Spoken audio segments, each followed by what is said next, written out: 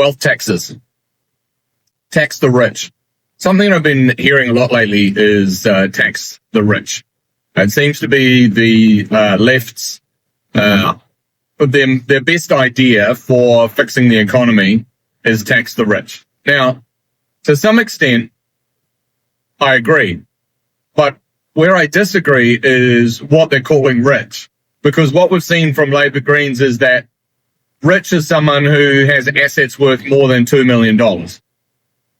$2 million is not rich. All right? When I think about tax the rich, I think about billionaires, right? Or maybe someone with a couple of $100 million.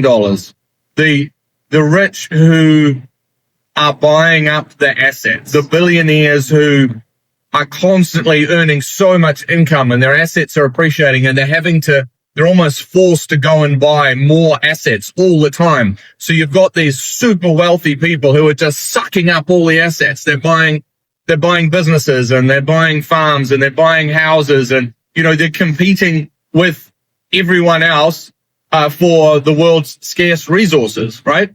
So that's what I mean by rich. Saying that someone with $2 million is rich, or in Australia recently, they started taxing, adding an additional tax onto superannuation if you had more than $3 million in assets. And they're calling that rich and pointing at those people.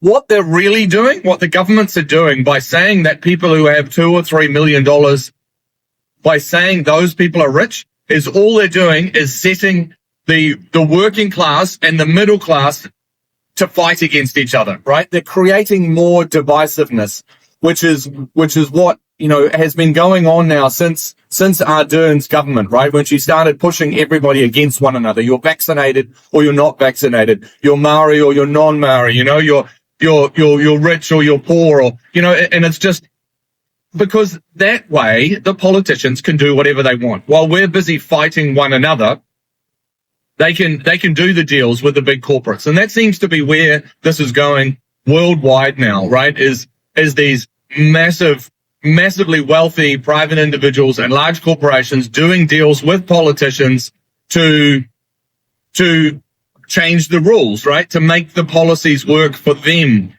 because they must work for somebody, because most of the policies in most Western countries don't help ordinary people, right? They don't help working people. They don't help small businesses.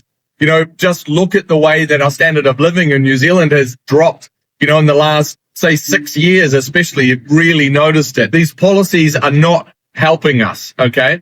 But I just want to get really clear on that one subject. If you want to talk about wealth taxes and taxing the rich, then please tax the rich. Pick a number. Is it $100 million? I don't know, but don't tax people who have $2 or $3 million, because what you're talking about there is someone who can afford a nice house, right? Now, a nice house in a nice suburb in New Zealand today is a couple of $1 million. And if you want to go to a really nice house, you can easily pay 10 million, you can pay 15, 20, whatever, okay?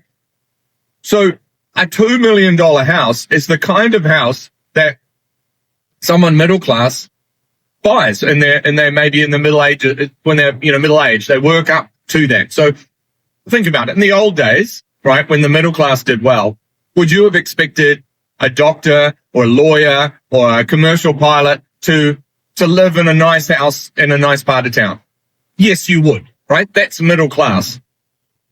So today, it just so happens that in order to live like in the middle class, you need a few $1 million.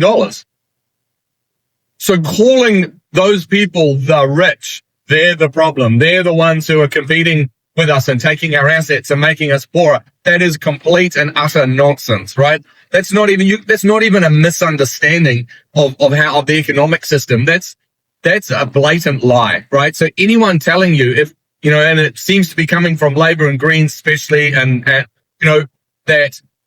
the rich are the problem, tax the rich, and then they start talking about $2 or $3 million.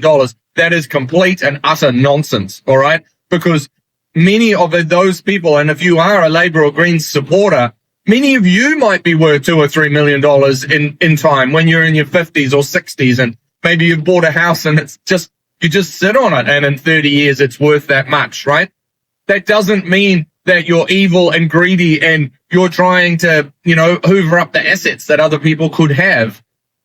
It's just owning a home. What I want to say is, one of my big problems with wealth taxes is some people's understanding of wealth. And I get it. If you're 18 years old and you have no money, right? Because I was there. When I left school, I didn't have any money, and you had to decide whether you went out to the pub on Friday night or Saturday night, because that was it. When one of my mates, when he put $5 of fuel in the car, because that was it. That's what he'd allocated to gas that week, and that's as far as you could drive, right?